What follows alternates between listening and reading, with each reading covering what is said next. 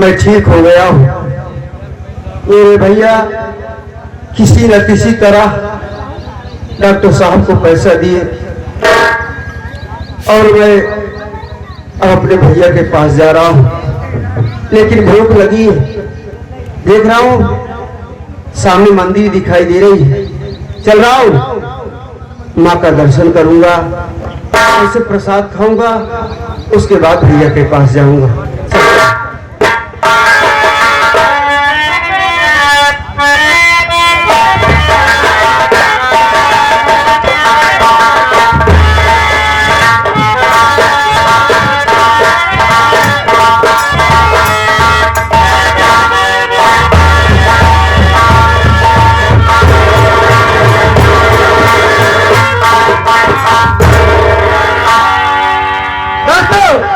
आप मेरा परिचय लीजिए, मैं कौन हूँ? आप लोग शायद मुझे ना पहचानते होंगे, लेकिन फिर भी मैं आपको बता देना चाहती हूँ, मैं वही राधिका हूँ। क्या बताऊँ, जिस समय गजराज ने मेरी इज्जत लूट कर मुझे नदी में बहाया, मैं तो बेहोश थी। होश में आने के बाद मैं क्या देखती हूँ कि मैं डाकुओं के समूह में अपने आप को पाई। वहां से डाकू लोग मुझे उठाकर अपनी गुफा में ले गए और जब मैं होश में आई तो उन्होंने मुझसे पूछा, आखिर ये हालत तुम्हारी कैसे हुई? तो मैंने अपनी सारी आपबीती उन डाकुओं के सरदार को मैंने सुनाया, जिससे सरदार सुनकर बहुत ही दुखित और अचंभित में पड़ गए। उन्होंने मुझे समझाया और दिलासा दिया कि बोला, बहन तुम परेशान न हो, उठा लो अपने हाथ में बंदूक और ले लो अपना लो का बदला। उस दिन से मैं उठा ली बंदूक और खा ली कसम कि मैं किसी को नहीं छोड़ूंगी। आज मैं अपने अपमानों का बदला लेने के लिए राधिका से रानी डाकू बन गई। आज चल रही हूँ अपने गांव। सबसे पहले जाऊंगी माँ भवानी का दर्शन करूंगी उसी पहाड़ी पे, उसके बाद उन पापियों के पास जाऊंगी।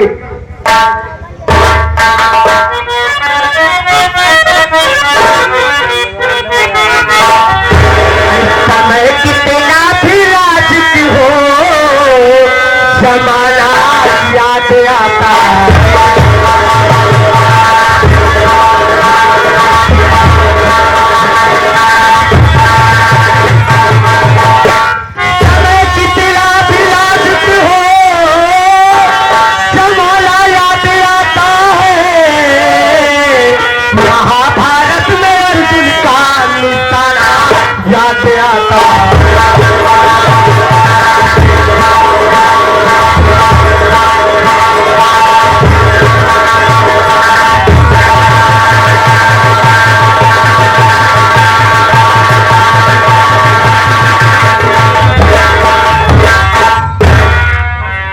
थोड़ा छिनरा बहतरा सारन का साथ अब यहाँ सारन के संगे न राहत चलते ही एक ही मंदिर बनाए थे ही आप लोग आया पूजा पाठ कराया, पूजा पाठ किया है। मंदिर के पुजारी हम ही नहीं, हमारे मंदिर में भाई साहब देखा वैसे भी सावन का महीना चलते बा, लवांग कपूर अगरबत्ती नारियल न चढ़ाया, श्रद्धा व भक्ति रचना के प्रति आप सबका तो आया 70 रुपया नगद पैसा है, पैकेट दाल मोट चढ़ाई दी है।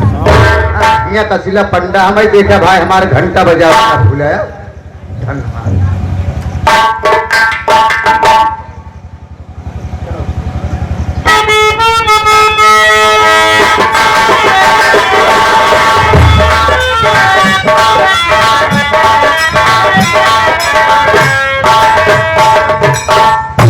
माँ के मंदिर से आ गया हूँ, सबसे पहले माँ का दर्शन करता हूँ, उसके बाद प्रसाद खाऊंगा।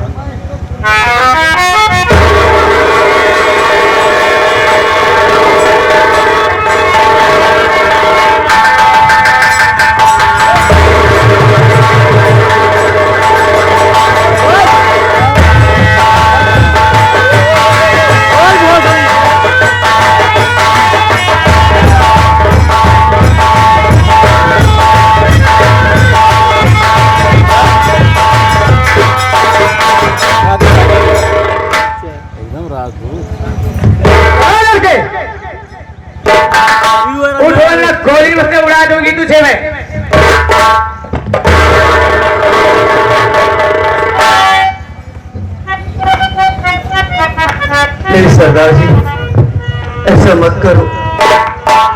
मैं तो माँ का दर्शन करने आया था, प्रसाद खाने आया था। लेकिन सरदार जी, मैं आपसे कुछ पूछना चाहता हूँ। मुझसे पूछना चाहते हो? हाँ, बोलो। मेरी बात सुनिए।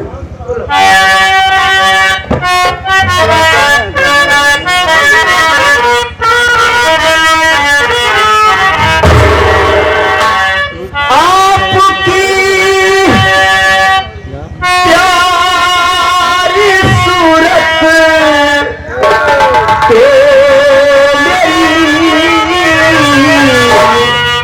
भाभी से मिलती है।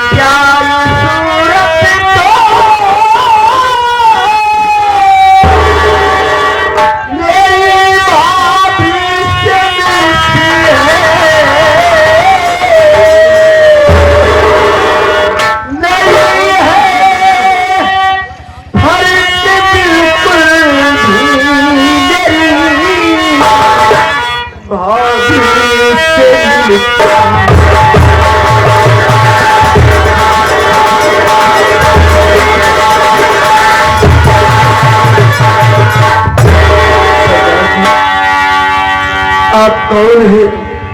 आपका नाम क्या है? आपकी सूरत देख करके मेरी भाभी माँ की याद आ गई। बोलो सरदार जी।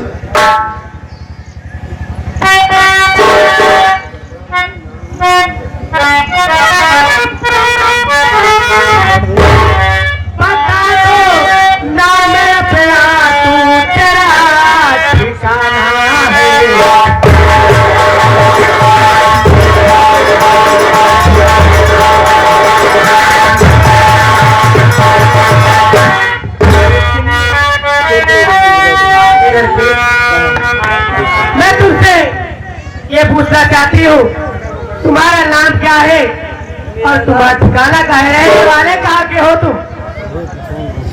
आप जानना चाहती है? मेरी बात सुनिए।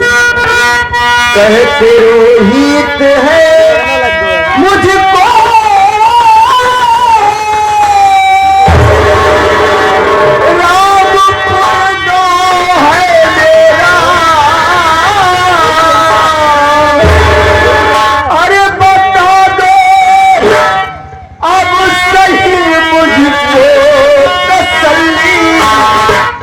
अब न मिलती।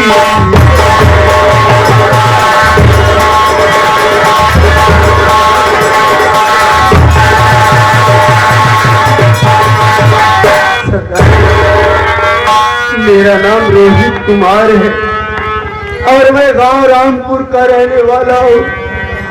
सरदार जी, मुझसे कुछ मत छिपाओ, सही सही बताओ सरदार जी, आप है कौन?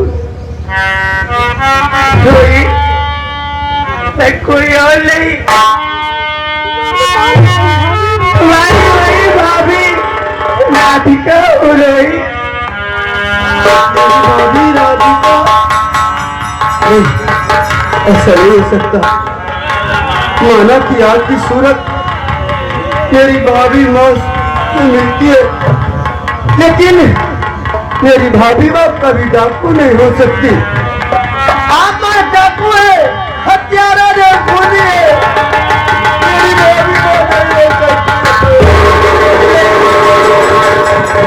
नहीं मेरे मुल्ला, मैं हूँ तेरी भाभी राधिका हूँ। जिस समय गजराल ने मेरी इज्जत लूट कर मुझे लेने आया, मैं तो बेहोश थी।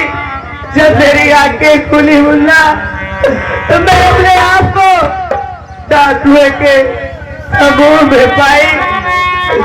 उन्होंने मुझसे सारी आपत्ति पूछी तो मैंने उन्हें सब कुछ सच सच बता दिया। जिस कारण उन्होंने बोला बहन, अगर तुझे पालों का बदला चुकाना है अपने, तो उठा लो हाथों में बंदूक और मिटा दे उन पापियों को और ले ले बदला। इसी कारण तेरी ये भाभी राधिका से रानी डाकू बन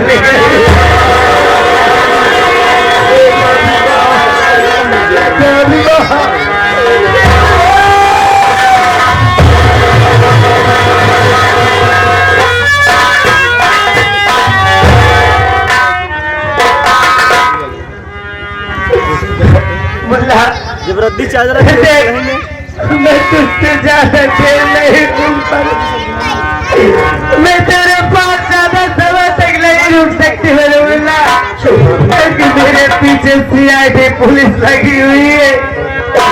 आज मैं जा रही हूँ, अगर ये जिंदगी रहेगी तो तेरी ये बात फिर से मिलेगी। अभी के लिए मैं जा रही हूँ मुल्ला, अपने भैया का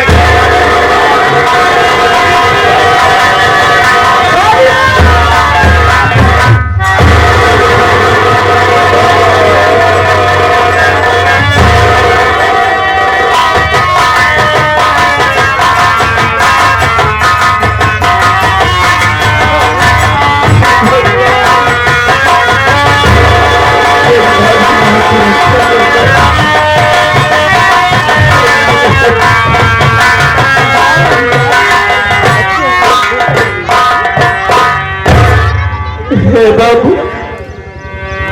बड़ी जोरों से भूख लगी हुई है, भूख से परेशान हूँ बाबू। हो सके तो मुझे एक रोटी का टुकड़ा दे दो बाबू, वरना मैं भूख से तड़प तड़प के मर जाऊंगा। अरे भैया,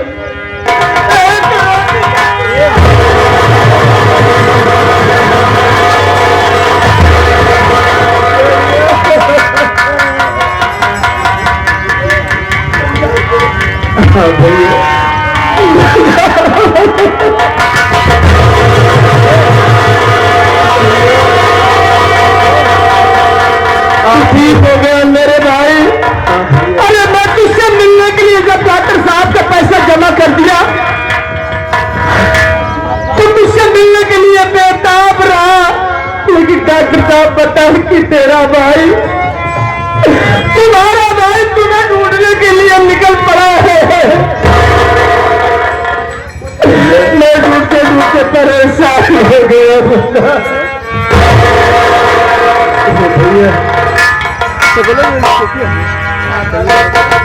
मैं आपको खुशखबरी सुना देता अरे कैसी खुशखबरी सुनाना चाहता है? सुना मेरे भाई। प्यारे भैया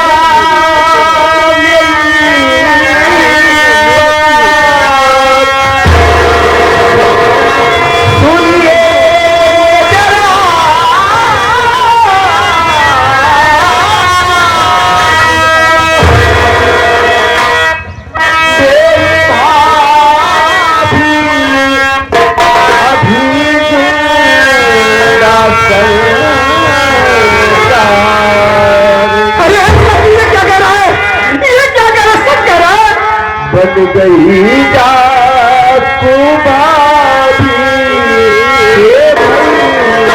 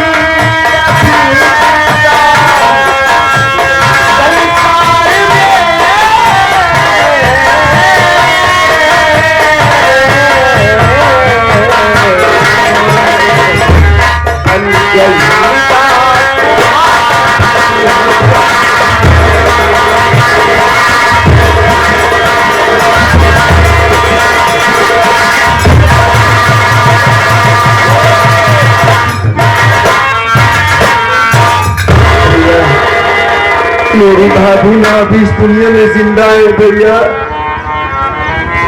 भैया मैं सच बता रहा हूँ।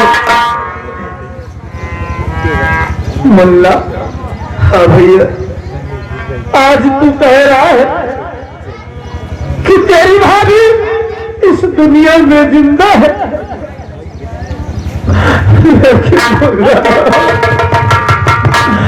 अरे तुझसे कैसे बताऊं? मुझे खुशियां सुनाया लेकिन सब कुछ लूट गए।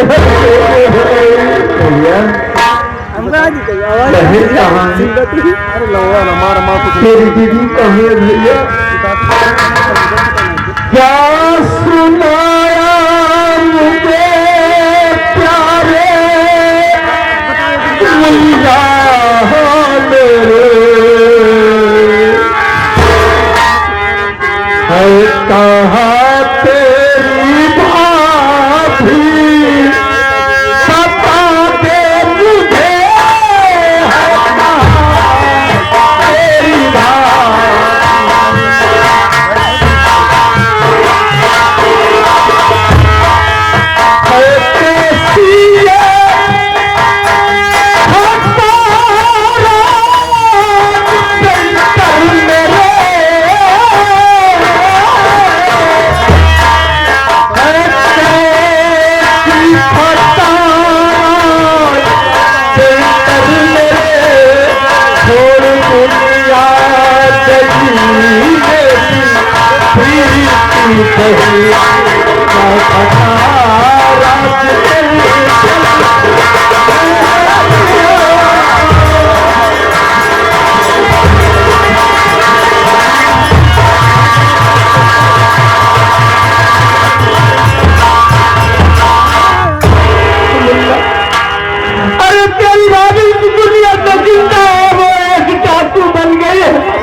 कानून की बागी कानून की दुश्मन बन गई, लेकिन बैल पीछे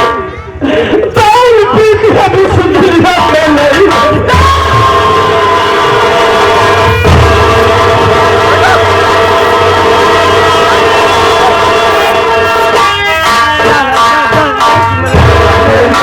मारने वाला और कोई नहीं मुन्ना।